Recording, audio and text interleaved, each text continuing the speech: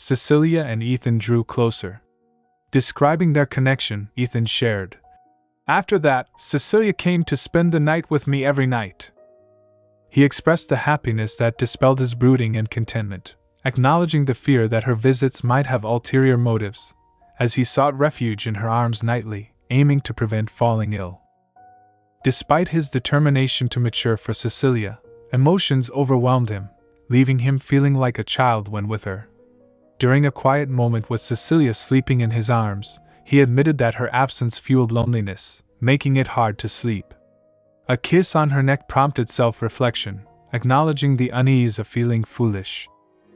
The following day, Ethen, dressed royally and holding a newspaper, contemplated regaining his rightful place, expressing determination while still focused on Cecilia. "I shall be waiting where we always meet," he declared, raising questions about a possible reunion at the wedding. Meanwhile, Raznadiv, seated on a bed in a white dress, clutched a rattling cup of tea as Ethen summoned her. Confirming the king's attendance at the wedding, she suggested it as a strategic moment to reclaim the throne. Ethen, taken aback, questioned her about potential plans for an assassination attempt during the ceremony. She responded, "A wedding must take place at the temple, and security is limited there. Such an opportunity won't come again." Reminding Ethen of the monster incident during Cecilia and his dance, she emphasized, "We've already failed once. Missing this chance is not an option, Your Highness. Now is the time for a bold decision." Ethen, puzzled, thought, "Bold and wise? Is this about politics on a day meant for sacred vows?" He voiced concerns about Hastred, to which Raznadiv chuckled, assuring, "They won't be able to pin anything on us, and I've set loose some puppets to confuse them." Ethen, frustrated, reflected on the contaminated wedding, thinking, "This decision lacks any sensibility." Recalling the monster attack on Cecilia, he became emotional, desiring her safety. "I want Cecilia to save herself and love herself before anyone else. Why must she risk her life for others?" Dressed in a prince's coat, Ethen pondered freeing Cecilia from duty, even if it meant sacrificing himself. Meanwhile, Raznadiv humorously raised the succession issue, annoying Ethen. She suggested, "Leave throne matters to me, Your Highness." Ethen mused, "A wedding remains a wedding, regardless of what happens. Just as a match is still a match, whether it lights a candle or a smoking pipe," he remarked, bringing up Rafnal's death as an additional incident. Rafnal's death would be an extra occurrence, that's all. While touching his face, he smirked. "Ha! Have I learned the art of self-justification?" He added, "Well, if it means setting Cecilia free, I can do much more than justify myself." It's Ethen and Cecilia's wedding day. The castle is beautifully decorated, guests are arriving, and there's a lot of hustle and chatter. A luxurious white horse-drawn carriage is part of the scene. Ethen, wearing his white and gold wedding attire, gazes out the window and thinks, "Very well. I have my reservations about Raznadiv's plan, but if it succeeds..." He contemplates the success of the plan, thinking, "Cecilia will finally be able to live a life of liberty safely in my arms. There will no longer be any chains tying her down." He adds, "I've committed to my decision. Cecilia, I'll give you freedom and happiness so that you can do anything you desire." Meanwhile, chaos erupts outside as the horses become uncontrollable. Thane protects Rosemary, and on hearing the commotion, Ethen asks, "What's going on?" A liege member shouts, "Someone's causing trouble, it seems." Ethen wonders, is this part of Raznadiv's plan? But she never mentioned. Reminding her, he says, "You're the root of all evil in this kingdom." The horse carriage is out of control, and someone screams, "Renounce the wedding this instant." Ethen pondered. "No, this can't be part of her scheme," his liege member advised. "You must wait here." Ethen reflected. "It's me they're talking about, not the king. What they want is for me to renounce the wedding to prevent Ursias and Hastred from forming a union." Smirking again, he thought, "Ha! Was I truly naive enough to believe nothing would happen to me while scheming an assassination?" Addressing them, he said, I'm here. Thane and Rosemary stood behind him, attempting to prevent him from going elsewhere. Thane screamed, Your Highness, you cannot step out alone, it's too dangerous. He pleaded, Please, at least wait for the Hastred knights to arrive. I will accompany you if you cannot. Ethen replied, It's all right. There are those who have come here just to attend my wedding. I can't allow them to be in danger. Adding, These people want me, and me alone. I must oblige. Thane insisted, You stay here. Nevertheless, Ethen started stepping outside, contemplating. There's no telling. Stand back. What will happen to me the moment I step outside? In a fit of rage, he declared, But I will not sit idle and watch as they try to interfere with my life. On Cecilia and Ethen's wedding day, with all preparations completed and guests in attendance, the horse carriage encountered difficulties. Ethen ventured outside to investigate, accompanied by the liege members. Utilizing his magical abilities, Ethen threw a sword, causing a cascade of events leading to a fire. Amidst the chaos, he marveled, I feel so light, so full of strength. As panic ensued with people screaming about the fire, Ethen used his magic to summon rain, dousing the flames. In the downpour, Ethen began fluttering. Suddenly, Cecilia appeared, wearing a beautiful white and pink dress, shouting, Your Highness, are you all right? She held his shoulder and urged, Hurry, let's return to the carriage. The knights will get things under control. It's too dangerous for you to be out. Reaching her, Ethen embraced Cecilia, asking, What about you, Celia? Are you okay? You're not hurt anywhere, are you? Cecilia reassured, No, I'm all right. Someone in the crowd roared, The one true heir! Surprised, Cecilia and Ethen turned to look. People exclaimed, The Crown Prince just saved us with his magic. Joyful that Ethen had extinguished the fire, they chattered, Isn't this what a king should do for his people? As expected of the one who was meant to be king, no? Upon witnessing the enthusiastic crowd, Ethen pondered, The crowd, they're all. He and Cecilia stood on the horse carriage, surrounded by people chanting, The one true heir! The true king! Ethen thought, This must be it. Raznitiv's plan all along! Recalling Raznitiv's words, he remembered, It will provide the perfect moment to win back your place on the throne. Realizing Raznitiv never explicitly mentioned attacking the king, only seizing the chance to win back the throne, Ethen said, But Cecilia is the king's knight. At this rate. As the crowd cheered for Ethen, Cecilia grew furious, exclaiming, Someone is instigating them. Ethen tried to stop her, saying, No, Cecilia! Amidst the chants of, Ethen for king! Cecilia sensed manipulation, urging, The crowd is being swayed to a frenzy. Employing magic through her sword, she commanded, Search the crowd. Track down the ones who dare utter such treachery. Liege members responded, Yes, my liege. The instigator, hiding in the crowd, rushed out, hurling insults. Damn cowardly cur! You're nothing but a slave to the king! You dare call yourself master of the Order of Hastred? Ethen lamented. Now my bride has become the subject of insult at her own wedding. Is this Raznitiv's fault, or is it mine? Grinding his teeth in rage, he questioned, Why should she be on the receiving end of such scrutiny? Why? Cecilia reassured him, patting his shoulder. My liege! The carriage is safe, please come quickly. Chris sighed, remarking, What a scene she made, all to disperse the crowd. With a gesture of his hands, he warned, Had that gone on for much longer, you and the crowd would have been in some real danger. Emphasizing the gravity of the situation, he added, And I doubt you'd want that kind of trouble on your special day. She did it all for you, so instead of that expression you're making right now, why not repay her with a smile? Ethen complied, smiling, but soon questioned internally.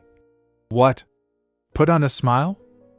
Reflecting on the situation, he thought, Why does everyone always take it for granted that Cecilia should be the one to take all the blame? And Cecilia, why do you always take it upon yourself to make those sacrifices? Expressing frustration, he added, Is this the blood-stained path you spoke of? A nervous servant interrupted, saying, Your Grace, the road is all clear. Now we can resume our journey to the temple. Contemplating a red and golden crown embedded with beads, Ethen declared, So, in order to set you free from the tragic fate and chains that hold you down, I shall become your king. I will be the one who sits on the throne as your ruler. After the unfortunate incident at the wedding, Ethen forcefully confronted Raznativ, casting her to the ground in front of the gathered priests. Tensions rose as Raznativ defiantly declared, I have greatly incurred your wrath. To which Ethen, growing cold, responded, My wrath? Amidst the chaos, other priests chastised her actions, emphasizing, You acted without my permission, without informing me, and are now merely being punished as a consequence. Is that not so? As the confrontation escalated, a brave priest defended Raznativ, exclaiming, How dare you touch her reverence? Raznativ attempted to halt the commotion, shouting, Enough! She then humbly apologized to Ethen, saying, My deepest apologies, Your Highness. Unfazed, Ethen criticized both her and the priests, stating, You and your priests are all the same, full of insolence with no respect for your superiors. Don't bother coming to the reception. You won't be welcome there. In the aftermath, the shocked priests quivered at Ethen's words. A fallen priest on the floor screamed, Your Reverence! But Raznativ silenced her, asserting, Silence! His Highness is the only legitimate heir capable of dethroning the current king. While departing, Ethen pondered, It's just as I thought. Raznativ won't dare to cast me away even after an act like that. Even if her desire is to bring down Raphnel, who ruthlessly ruined the late beloved king, and place me, the legitimate heir to my father, on the throne. He added, She will not be able to tame me, and she will not be able to use me. In the end, we will see who will be left standing over whom. He proceeded to the castle where Cecilia, Raphnel, and a girl were engaged in conversation. Ethen stepped forward and called Cecilia. He flinched after hearing, It's quite uncommon for Hastred to take so long to locate a criminal, no? Cecilia directed this remark to Raphnel. She added, It is uncommon for the royal palace to be under attack. In fact, I believe this is the first time in history. Raphnel stood there, listening, then tilted his head when Cecilia said, I can assure you we are putting in our full effort, but the criminal is proving to be quite meticulous. He replied, Meticulous or not, I expect faster results. The other girl, dressed in black and white royal attire, holding a hand fan, said, Your Majesty, today is her wedding day. While flapping the fan, she added, Shouldn't you be giving her words of congratulations and blessings instead? Raphnel spread his hands and started saying, Blessings? Why, her wedding ceremony was even fancier than mine ever was. Just look at this reception. How many more blessings could she possibly need? That girl said, All this extravagance cannot be what she wants. If I were to guess. While stepping forward, Ethen said, Yes, Aunt. He tapped Cecilia on the shoulder and said, It is a long-standing tradition of the Grosslin men to prepare a ceremony and reception party, befitting the jewel-like beauty of their bride, is it not? Cecilia turned and looked at him. He continued, A lady also values stability, something which extravagance may not provide, you will learn. Ethen smiled and replied to her by saying, Thank you greatly for your advice. I am nowhere near deprived enough to be concerned about stability, but should such circumstances arise, I shall call to mind your wise words. She was numb. Meanwhile, Raphnel started screaming, Why, you insolent little. Ethen smiled and said, Your Majesty, if you'll excuse me, I'd like to take a walk with my bride to escape this stifling air. After this, he started leaving with Cecilia. After that, Ethen became well aware of Raphnel's intentions. He thought, I have long known the fact that Raphnel never intended for me to marry Cecilia. He only meant to keep Cecilia, the master of the Order of Hastred, and a swordsman so powerful it invoked the need for constraint seal tattoos, celibate till death. as her marriage would form a league with power strong enough to contend with the king himself. After her father's death, when it seemed more and more possible that Cecilia would find a suitor, Raphael had to make a decision, as giving the Hastred dukedom to another would mean losing a powerful ally. He added, and so he came up with the perfect plan to keep Cecilia as his ally, using me, the poor Ethen Grosslin with nothing to his name. He likely surmised that with our age difference, the betrothal would have quickly been broken off by either me or Cecilia. It was the perfect card for him to play. He could publicly welcome me back, as murdering his own nephew wouldn't do, and at the same time, keep Cecilia from marrying. But as our wedding day approached, he grew nervous.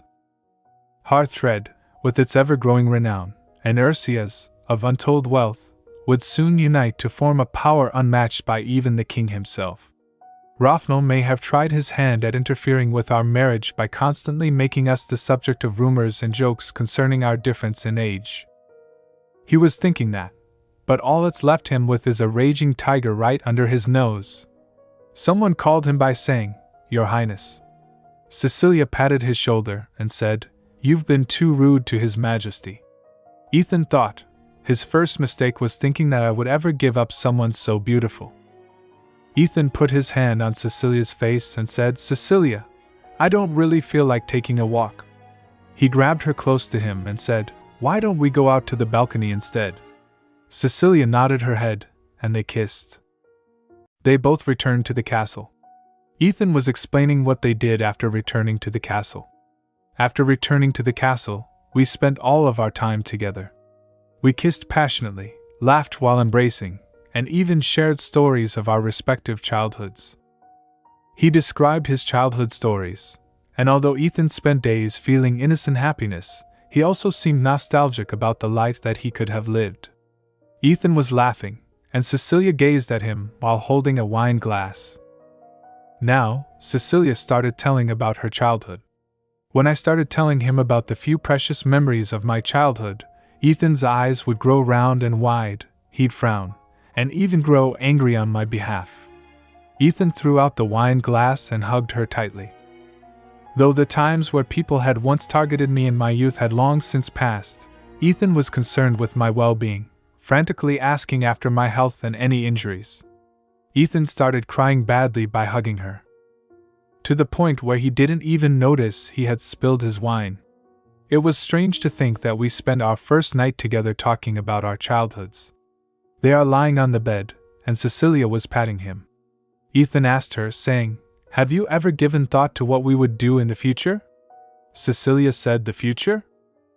Ethen added, "Yes. After our marriage and my position have somewhat settled, I want to travel with you." He was lying on Cecilia and said while glaring, "Given how busy you are working, I highly doubt you've ever properly rested or traveled."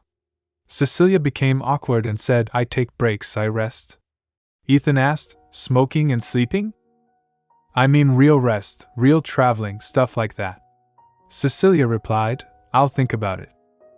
Ethen sat beside Cecilia and said, "Very well.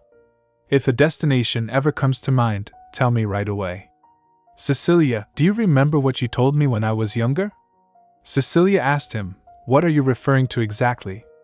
Ethen replied, "When you swore to help me." Cecilia replied, "Ah, yes, I remember. Though I am a Grosslin and hold the title Benif Grand Duke Ursias." He added, "If I were to ever reclaim my position as Crown Prince, I would like to set up a charity." Cecilia asked, "A charity?" Ethen explained to her, "Currently, the gap between the classes in Yensun is too large. Plus, the rich look down on the poor. The working class is the backbone of the country, but all of this is negatively affecting them." He added, "If this continues, Yensun will collapse. Things need to be addressed now before it worsens." Cecilia started thinking, this is the kind of person who strives to make the world a better place for others to live in. I trampled over countless people to get to where I am now, but not you. You would have made it this far without doing so. She added, "You embody all that is good and are always shining." Ethen chuckled and asked her, "Shall we sleep now?" Cecilia thought, "Everybody will want to support you. When I talk to you, It's as if I'm able to reclaim the innocence I lost long ago. Next morning, windows are opened, and curtains are fluttering with air. Ethen and Cecilia are stepping out. Ethen asked her, "How's your head? You said you felt dizzy last night." Cecilia replied, "I'm fine. It was because of the alcohol." Haha. Ethen grabbed her hand and said, "But you can't." In front of them, a servant was stopping Chris from entering. He's saying while holding him, "Please return later." Chris said, "Move aside." Cecilia asked him, "What is it, Chris?" He replied, "Apologies, my liege." He's very serious and said, "It has arrived." Cecilia got astonished. She said, "I understand." She tapped on Ethan's shoulder and said, "It appears I need to leave, Your Highness." "I apologize." Ethen grabbed her hand, kissed it, and said, "I suppose you have no choice." While waving his hand, he started leaving by saying, "Come back soon." Cecilia turned towards Chris and said, "Now then, let's go." Cecilia led Priest Rostov into a dimly lit room constructed with bricks, where an array of torture implements hung ominously. Addressing Rostov, she remarked, "What an unpleasant situation. I'm certain I warned you, Rostov." Rostov, bound and frightened, sat in a chair. "You've known me since I was young. Perhaps because I'm a woman, you are unable to respect me as your master," Cecilia asserted. Reaching for a dagger on the table, she continued, "That's why it's difficult for me to overlook this. I do not take pleasure in torturing someone who was once my teacher."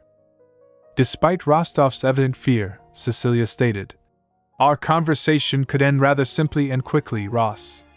Donning a long black coat, she warned, "However, if you wish to prolong things, I'm sure I can make that happen. I told you." Holding the dagger, she added, "Billiam is who you need to fear the most." As she inflicted pain upon Rostov, who eventually confessed, Cecilia disclosed, "This was a plan fabricated by my uncle Xian, my father's younger brother." Standing with her liege members, Cecilia faced her uncle's protests, replying with a side eye. "For Hastred." As royal authorities dragged him away, her uncle exclaimed, "How dare you? How could you treat your father's kin this way? I've sacrificed my whole life for Hastred. I shall not be treated like this." Cecilia taunted, "For Hastred throughout my whole life." Cecilia expressed, "My uncle has referred to me as a witless little girl. Whenever there was a matter involving me, he could never stay out of it." Adding details, she continued, "From my education to my etiquette lessons, my magic tutors, and even my marriage, he meddled in it all." Describing Rostov as her magic teacher, she remarked, "However, his only success was implementing Rostov as my magic tutor."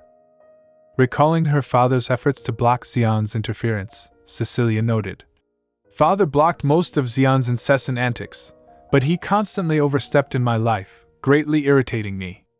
As Xian's words angered Chris and Sophia, Cecilia stated, "This isn't even overstepping anymore. He's completely crossed every boundary. Killing him is too lenient." Agreeing, Sophia added, "That's correct. I've overlooked your antics all this time because you were my father's brother." In a decisive moment, Cecilia snapped, "However, this time, you not only dishonored me and threatened the safety of the Grosselin family." Emphasizing the gravity, she added, "But you've also sullied the name of Hastred." While Xian begged on his knees, Cecilia departed, stating, "I've watched you for a long time, but ultimately you've disappointed me, Xian." In response, Xian screamed, "What did you say?" Cecilia calmly replied, "The fact that you believe Hastred belongs to you because you've meddled in my life truly turns my stomach with disgust." Cecilia emphasized, "You must settle the debt for betraying Hastred." While sweating, Xian loudly exclaimed, "You still haven't realized I'm the reason for your success. How foolish! Hastred, no, you betrayed me, Cecilia." In response, Cecilia stated, "You couldn't stand my father and me. You always coveted our positions as though they were yours." She questioned, "Was it you who killed my father?" Xian, trembling and angered, yelled, You dare to place blame for Iled's death on me! You ungrateful little! Observing Xian's genuine anger, Cecilia wondered. Does that mean he didn't kill father? Taking a sigh, she said. As I said earlier, I've overlooked your actions all this time due to your being father's kin. She added, but father is no longer here, so I no longer have a reason to do that. Xian replied. Do you even know what you're saying? Cecilia, in frustration, ordered authorities to drag him away, declaring, We shall hold the trial at Hastred. Xian, you will no longer be allowed to interfere with Hastred ever again. Following that, Xian was brought to court and defended himself. Despite his complaints and evidence, the judge ruled against him, banging the hammer and sentencing him to death by hanging. Cecilia explained, It was the natural conclusion for a criminal who had betrayed Hastred and placed the kingdom in danger. Then, another uncle stepped forward, rushing to defend Xian. However, the judge, tired of their behavior, scolded and humiliated them. Authorities dragged him out of the court, and they had no choice but to accept the decision. As an act of mercy, I pardoned the rest of his family and made Xian bear the full brunt of the punishment. After realizing the decision wouldn't be reversed, and hearing that his family wouldn't be punished, Xian requested to see me. Cecilia went to jail to meet him. He admitted, I heard you intervened on behalf of my family. It's true that I could not stand you or your father. Adding, the things I felt belonged to me so naturally became yours that I could not help my feelings. However, I did not kill Ilid. Rising up, he continued, Despite how I felt about him, Ilid was an amazing brother, one whom I admired greatly. As my life is already lost. He stepped forward, saying, I must share something because of the mercy you have shown me. Cecilia asked, Do you know something? He held the jail bars and squeezed, saying, Cecilia, beware the king. Cecilia, flinching, asked, Do you mean Rafnal? Xian replied, That's right. Ilid was looking into him. Ilid and the previous king were close. He suspected the current king had a hand in his friend's death. Grabbing his collar, he urged, That's why you mustn't trust the king, Cecilia. It's possible he was the one behind Ilid's DA. Cecilia, furious, screamed, Guard! Open this door now!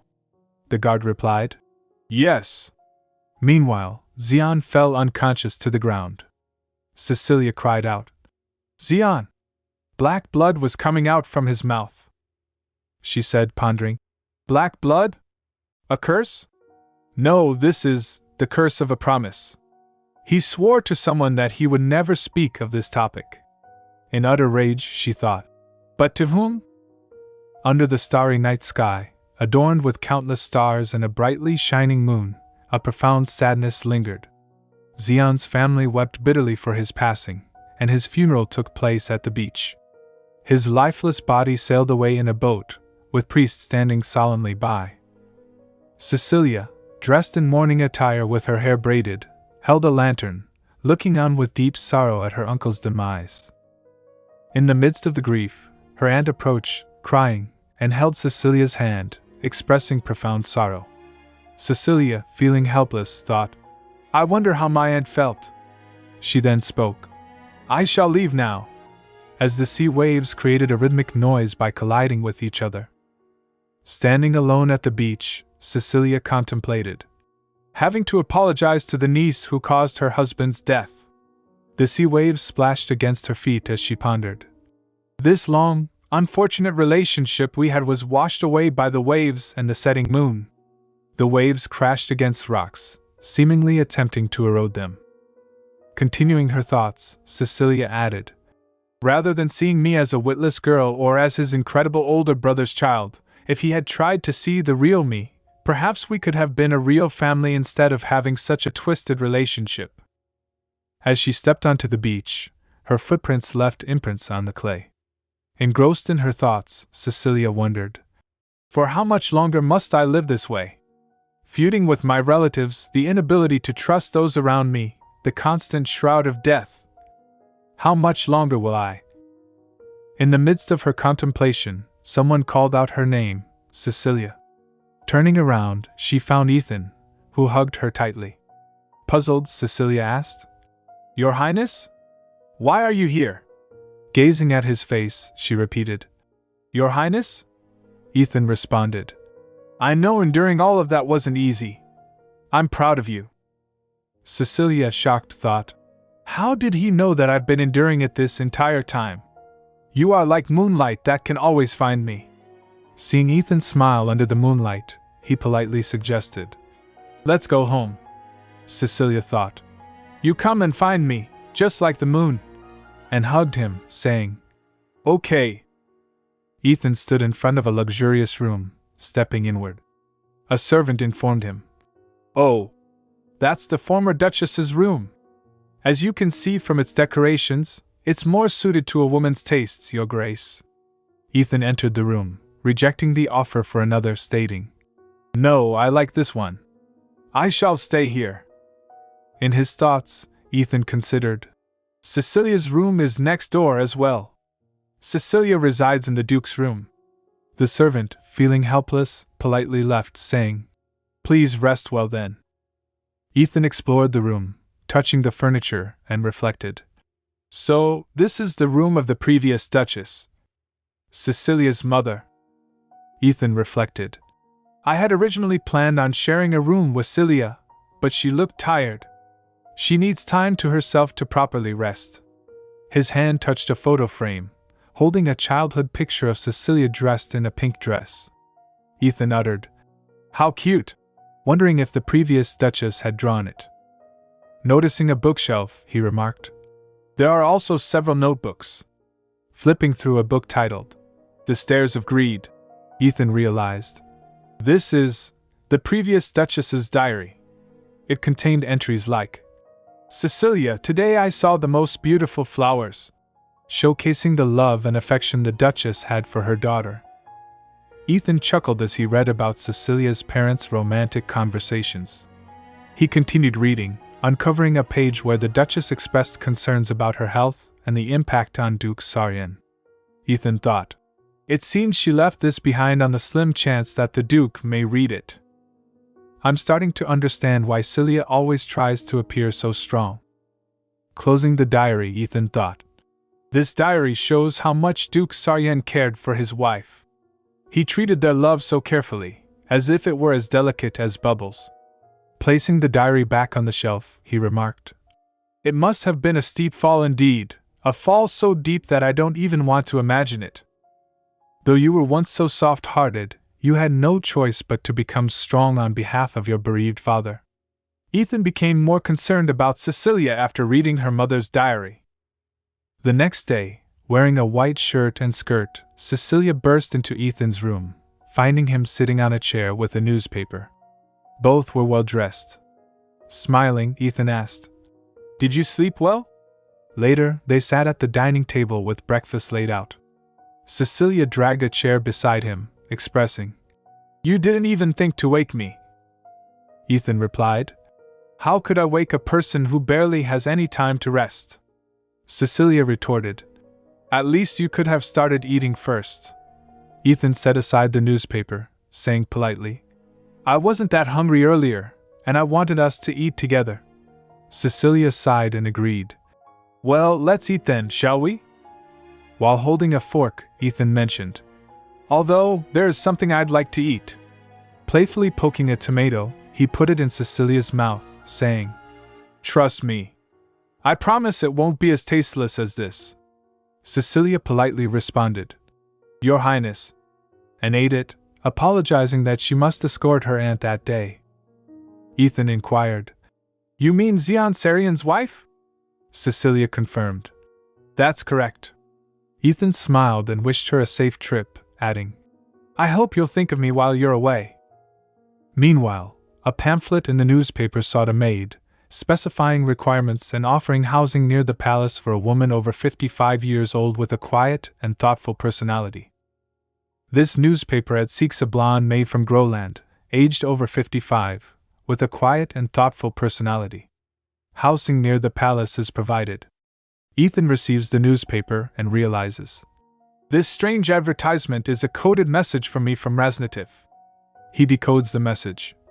Quiet means 2 weeks from now, and thoughtful means midnight. Near the palace means she'd like to meet at my townhouse, and recommendation is necessary means there's someone whose identity needs my confirmation. Ethen goes to the seaside, sits in the boat, and thinks, I wonder who that could be. I wanted to wait at Hastred for Cecilia's return. He spots a large boat in the sea, which stops, and Raznativ steps in wearing a black coat. Raznativ bows in front of Ethen and says, I have been waiting for you, Your Highness. Ethen brushes his shoulder and replies, No need for such greetings. He puts his hand in his pocket and says, How extraordinary must this person be if my confirmation is required? Raznativ nodded, and a person tied with ropes was dragged outside the boat, his face covered with cloth and hands tied. Raznativ lifted the cloth from his head and said, It seems, Your Highness, this is the person who kidnapped you long ago. Ethen asked, How did you find him? Raznativ explained how they discovered him, and the person said, It's already been 9 years, but I'm still afraid of being recognized. Damn it, I'm scared to death. Raznativ mentioned, One of my men discovered him while investigating a different matter in the back alleys of Yensun. Ethen, lowering his hand, asked, I see. And were you able to find out who gave him the order? Raznativ replied, Yes, it was as we expected. Ethen clenched his wrist, thinking, So it really was my uncle. He added, It's clearer now more than ever that Rafnal tried to get rid of me.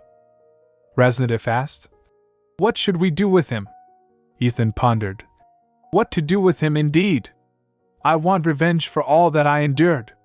Whip him until his skin flays, then burn him with hot irons until he begs for death. No, I need something even worse, even crueler. At that moment, he recalled Cecilia's words. Your Highness, you are merciful even to those who have wronged you.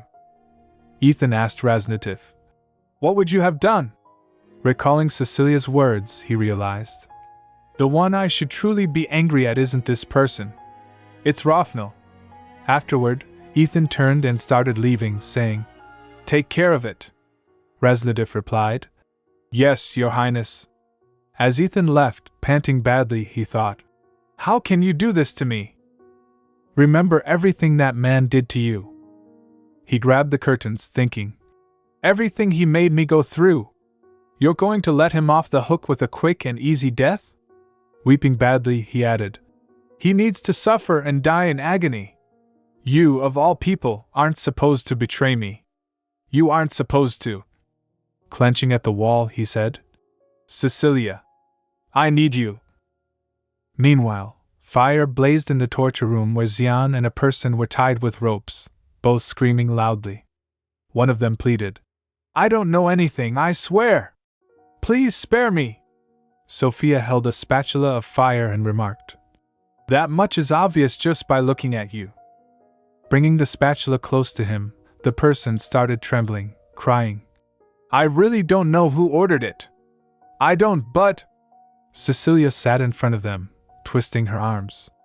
The person screamed, I know who Lord Xian sent letters to every week.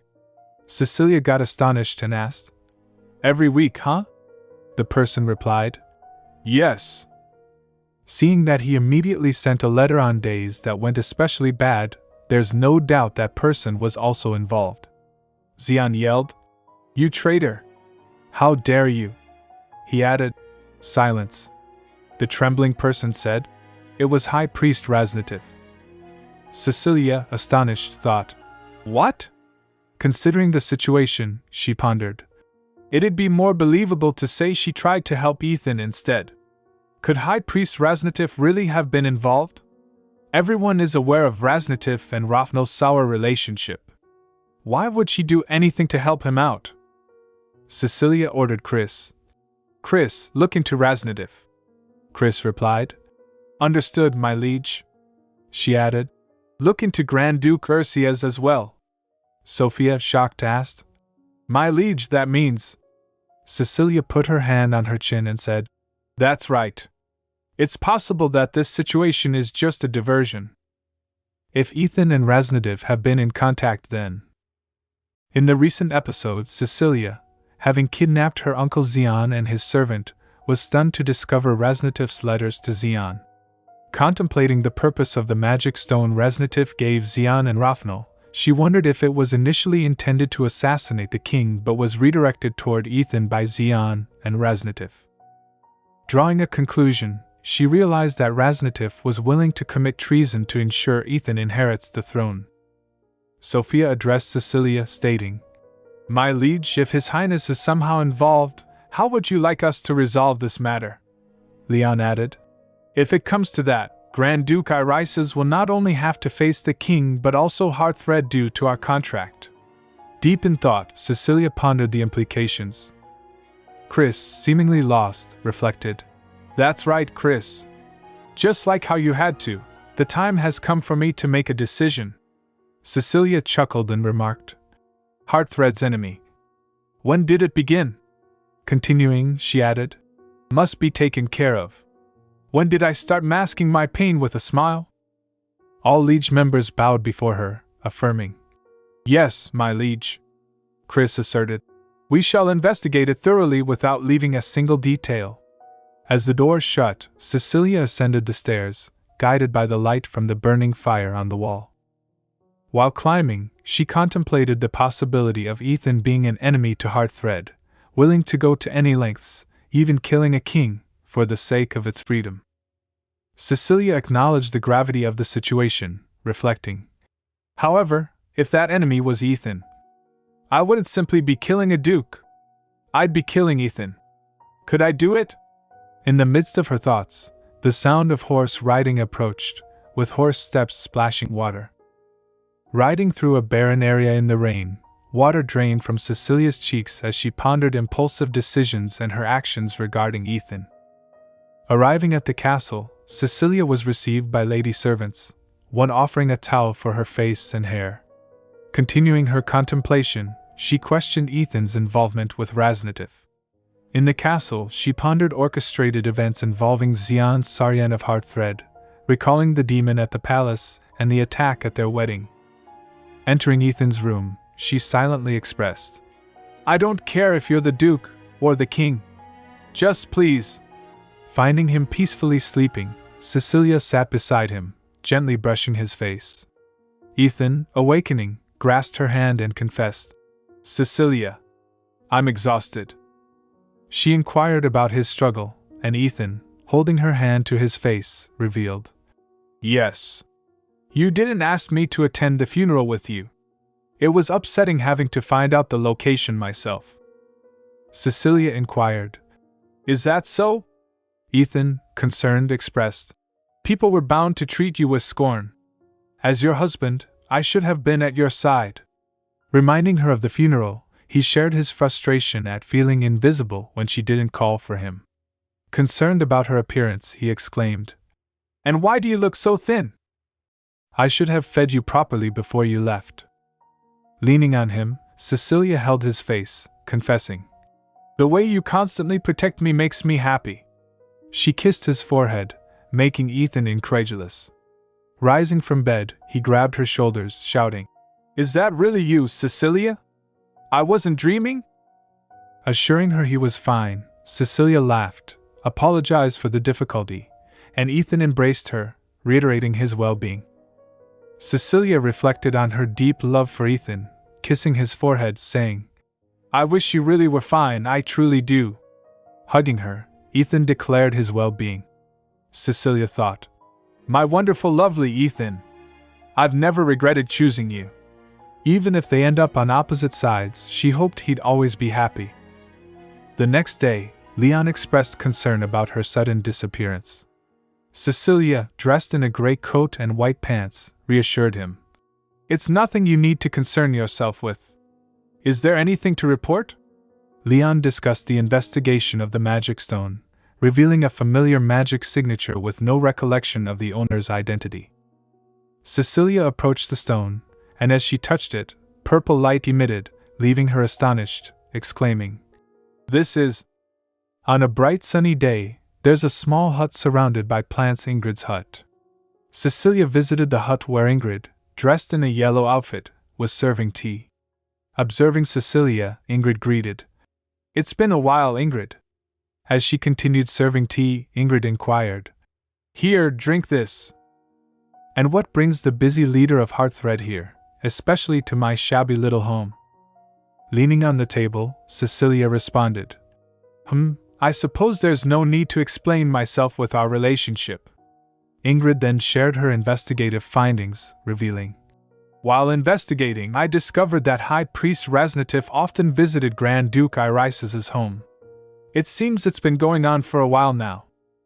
She added, "Ethen's attendants, who are always by his side, reacted as if it was their first time hearing about it. All the Knights of Hastred investigated this matter and found that magic was involved, the same magic that also came from the stone. I felt your magical signature from it." Curious, Cecilia asked, "Why'd you help her?" "You know that's treason." In response, Ingrid, pointing towards herself, replied, "I'm a traveling wizard, Cecilia." "Is there anything wrong with me wanting to study beside the High Priest?" Cecilia pondered. Ingrid, she has no thoughts of backing down. Clenching her wrist, Cecilia exclaimed, "Though it's unlikely your family will be affected by your words just now, I can't promise your life will be spared." As they had tea, Ingrid placed a plate on the table, remarking, "Cecilia, you still don't get it, do you? Instead of throwing me into a dungeon, you've come all the way here to have a conversation with me." Snickering, she poured tea on the table, adding, "Or are you behaving this way because of your little fiancé?" Pouring tea, she continued, "Cecilia, I despise the current king and queen. They exiled a dear friend of mine from Yensun. Now that friend can never return." Cecilia, shocked, listened to Ingrid's thoughts. "You may find me foolish for committing treason for just a friend, but I'd make the same decision even if I were to go back to the past." Tea dripped down from the table. Cecilia reflected. Everyone goes down the path they build through their own choices. Chris, Zion, Raznatif, Rafnal, Ingrid, everyone. And Ethen, it seems you've also made your choice. Emphasizing the importance of Hastred, she recalled. Hastred is a place where free knights have gathered. The founder of Hastred once said. And that ideal has continued for hundreds of years. Hastred has been able to shine so brightly all these years because, no matter what, it has never strayed away from the founder's ideal. Adding, however, despite being its leader, I've never been able to experience freedom myself. If I were to allow myself to be swayed by emotions, if I desired freedom, then the freedom that Hastred has dreamt of, and the many lives attached to the organization, would be destroyed in an instant. She recalled Ethan's words. Cecilia, you may do just as you please. Money, honor, freedom. I will procure enough of that for the two of us. At that moment, Cecilia was in tears, and they trickled down her cheeks. Enough that you will be able to do whatever you want, she thought. Reflecting on Ethan's reassurances, she pondered. I wonder if you know how badly I want to believe you when you say your communication with Raznatif is insignificant. In the lovely moments when we locked lips and embraced each other until we fell asleep without a care in the world. I would never have even dreamed of something like this. Seeing her reflection in the tea that had spilled on the table, Cecilia contemplated. This foolish, fruitless hope to become someone who supports you and not the king. Rising, she slammed the table, addressing Ingrid. Of course, Ingrid. Studying is important. As she left, she added, but take care of yourself as well. Cecilia sat in the horse carriage, thinking. In the end, I failed to convince Ingrid. Unfortunately, there's only one path available to me. No matter how badly I want to take another one, it's impossible for me to do so. Stepping out of the carriage, she pondered. Ethan, would you be able to accept that I cannot choose you? As she stepped out, Ethan embraced her, saying, Welcome back. Cecilia wondered, would you be able to understand me? They kissed, and Ethan confessed, I can't hold back any longer. Cecilia and Ethan lay on the bed, with Ethan embracing her. He confessed, Actually, Cecilia, I pray every night for this wretched world to end. Kissing her forehead, he added, If the world ends, that would mean no kingdom and no Hastred, so you'd belong only to me, right? Cecilia acknowledged similar thoughts, explaining, If you were a person with no money or social stature, I think we could have lived a peaceful, happy life. Ethen hugged her tightly, expressing, All I need is you to be happy. Rising from the bed, he questioned, But Cecilia, if I had absolutely nothing, then who would take care of you? Recalling Chris's words, he continued, You don't even take care of yourself? Ethen asserted, I couldn't have stood seeing you live like that. So I believe we still would have ended up like this. Cecilia agreed, and they shared a kiss. She added, Don't get hurt. The next day, with the bright sun casting rays through the window, Ethen, lying in bed, searched for Cecilia. Not finding her, he wondered, Did Cecilia leave? She didn't try to dissuade me, nor did she agree with me. It's very like her. As birds chirped outside, he reflected, Even after discovering that I was preparing to commit treason, she stayed by my side as my wife. However, as the leader of Hastred, she had left. Squeezing the blanket, Ethen thought, I love how you always do everything to the best of your ability. That's why I'm going to do my best too. Because I will always need you. Rising from his bed, he contemplated, If Hastred's contract is what is controlling your freedom. And with a magical gesture, a sparrow perched on his hand. I'll take the throne and gain ownership of that contract. Ethen declared to the sparrow. Instructing the bird, he said, Tell Reznatif we'll strike as soon as possible. And then it vanished from the room. Ethen, now dressed in a black royal outfit, stepped outside. Thane and Rosemary awaited him, holding a bag. They addressed him. Your Highness. Ethen inquired. What is it? Thane explained. We're planning to leave Yensun for a short while. Bowing and requesting permission. Ethen realized. Oh, Cecilia is allowing her people to escape while they can. He reached into his pocket, taking out stones of different colors. Handing them to Thane and Rosemary, he apologized. I apologize for never properly taking care of the two of you. This should be enough to use in case of emergencies. I apologize for deceiving both of you. Emotional, Thane and Rosemary received the stones. Thane handed Ethen a letter from Paul, saying, This is a letter from Paul. Please take care of yourself, Your Highness. In the letter, Paul explained his sudden departure and assured Ethen he would return once things were fixed. Reading the letter, Ethen chuckled, thinking, It seems Paul doesn't know anything. Sophie must be boiling with anger. Placing the letter in his coat pocket, he reflected. However, I can no longer stop. Too many things have changed. All that remains is revenge. Stepping forward, Ethen continued his journey. In the barren landscape, people with horses confronted Reznatif, accusing the current king of betraying and murdering their former king. Reznatif exclaimed, We cannot allow that cunning traitor to continue sitting on the throne. Ethen arrived, and Reznatif pointed at him, declaring, The original connection to Grosslin, our true king, Prince Ethen Grosslin, has returned to take back his throne. Ethen, on horseback with companions, rushed towards the enemies, engaging in battle using his magic. He shouted, The doors have been breached, and ordered, Hurry! Go inform the king! Charge! Ethen used his magic to restrain the people in front of him as he rode forward with Reznatif and others, contemplating. This is strange. Hastred's Grand Master knew of my plans for treason, so he must have strengthened his defense.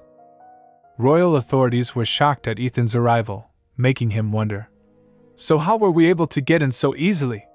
While riding, Reznatif approached him, stating, It appears the king has already lost everybody's trust. There are no hints of retaliation, Ethen replied firmly. No. Then, he screamed loudly. Something's not right. Open the doors.